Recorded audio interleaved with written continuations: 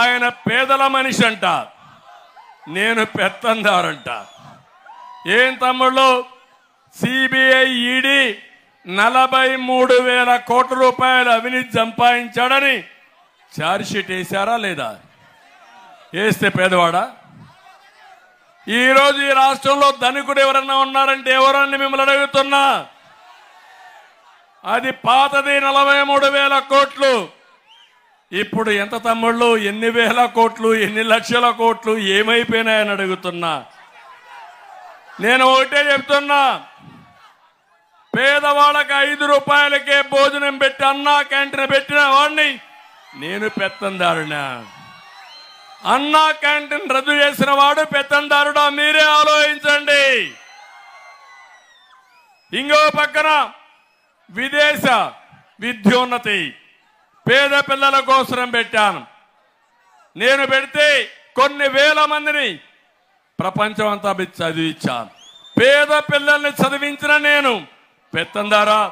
ఆ స్కీముని రద్దు చేసిన దుర్మార్గుడు జగన్మోహన్ రెడ్డి పెత్తందారుడా? మీరే ఆలోచించండి. ఈయన కూతుర్లో మాత్రం లండన్లో చదవాలి, అమెరికాలో చదవాలి, పేదవాడి పిల్లలు మాత్రం చదువుకోకూడదు. ఇది ఎక్కడ న్యాయమని మిమ్మల్ని అడుగుతున్నా. డబ్బు లేని పిల్లల్ని, తెలివైన పిల్లల్ని ఎక్కడ కావాలంటే అక్కడ చదివించడం నా బాధ్యతగా తీసుకున్నా, చదివించా.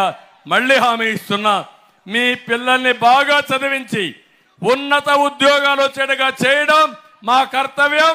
చేస్తామని మరొక్కసారి మీకు హామీ ఇస్తున్నా. నేనేమైనా ఒక్కసారైనా కరెంట్ ఛార్జీలు పెంచానా తమ్ముళ్ళు? పెరిగాయా అని మిమ్మల్ని అడుగుతున్నా. ఇప్పుడు 200 రూపాయల కరెంట్ ఛార్జీలు ఎంత అని మిమ్మల్ని అడుగుతున్నా. 1000 రూపాయలు అయిందా లేదా? 9 సార్లు పెంచారా లేదా? కరెంట్ ఛార్జీలు పెంచని నేను పెత్తందారుని 9 సార్లు పెంచి మీ నడ్డి విరగొట్టిన వాడు పెత్తందారుడు అవునా కాదా అని మిమ్మల్ని అడుగుతున్నా. ఇంకోసారి తమిళ్లో మద్యం, ఇక్కడ కూడా మా మందు బాబులు ఉంటారు, ఉన్నారా? రోజంతా కష్టపడతారు.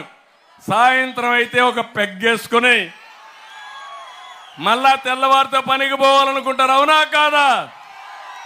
మీ బలహీనత ముఖ్యమంత్రికి అర్థమైపోయింది. అందుకే జే బ్రాండ్ పెట్టాడు. ఆయనే తయారు చేస్తాడు, ఆయనే డిస్ట్రిబ్యూషన్ చేస్తాడు, ఆయనే అమ్మతాడు. అందుకే 260 రూపాయలు క్వార్టర్ బాటిల్ ఎంత అయింది? ఇప్పుడు ఎంత అయింది?